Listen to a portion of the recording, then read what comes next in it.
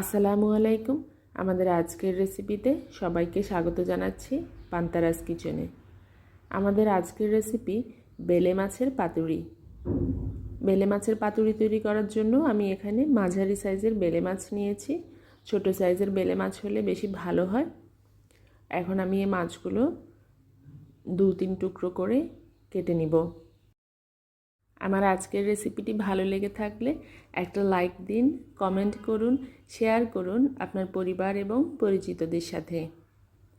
আর আমার চ্যানেলটিকে সাপোর্ট করতে অথবা আমার চ্যানেলের পরবর্তী সব রেসিপির নোটিফিকেশন পেতে চ্যানেলটি সাবস্ক্রাইব করে পাশে থাকা বেল বাটনে ক্লিক করে অল সিলেক্ট করার অনুরোধ রইল। সবগুলো মাছ এভাবে ছোট ছোট টুকরো করে কেটে নিয়েছি। এখন দিয়ে দিচ্ছি পেঁয়াজ কুচি। পেঁয়াজ কুচির পরিমাণ একটু বাড়িয়ে দিতে হবে। একে একে সবগুলো মশলা দিয়ে দিচ্ছি। এখানে দিচ্ছি রসুন বাটা 1 টেবিল চামচ, সাথে দিব 1 চা চামচের মতো আদা বাটা,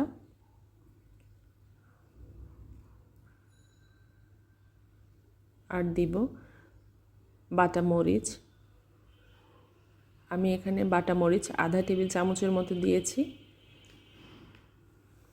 আর দিচ্ছি 1 চা চামচ মরিচের গুঁড়া। আপনারা আপনাদের পছন্দ অনুযায়ী মরিচের গুঁড়া বা বাটা মরিচ বাড়িয়ে কিংবা কমিয়ে দিতে পারেন। বাটা মরিচ অপশনাল, না দিলেও হবে।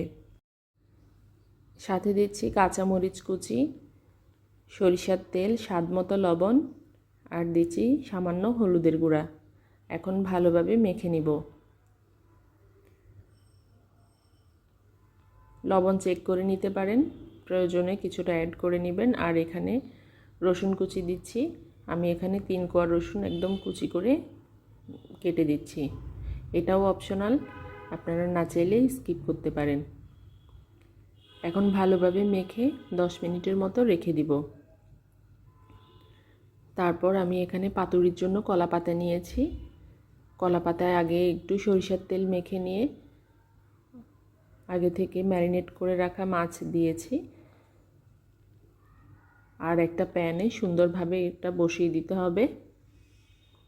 আগে প্যানে কিছুটা সরিষার তেল ব্রাশ করে নিতে পারেন। আর একটা সুতার সাহায্যে বেঁধে দিচ্ছি। উপরে থেকে ওই একইভাবে কলা পাতায় তেল মাখিয়ে উপরে দিয়ে ঢাকনা দিয়ে ঢেকে চুলার আঁচ একদম কমিয়ে রান্না করে নিব। একটা পিঠ হয়ে গেলে অন্য সাইড খুব সাবধানে যত্ন করে উল্টে দিতে হবে, যাতে করে ভেতর থেকে মাছ বের হয়ে না আসে। আমি 2 সাইড থেকে রান্না করে নিয়েছি, দেখতে পাচ্ছেন। এখন চুলার আঁচ একদম বাড়িয়ে রেখে এক্সট্রা ঝোল শুকিয়ে নিব। দেখতে পাচ্ছেন তৈরি হয়ে গেল আমাদের বেলে মাছের পাতুরি। আশা করি আমার আজকের রেসিপি আপনাদের ভালো লেগেছে।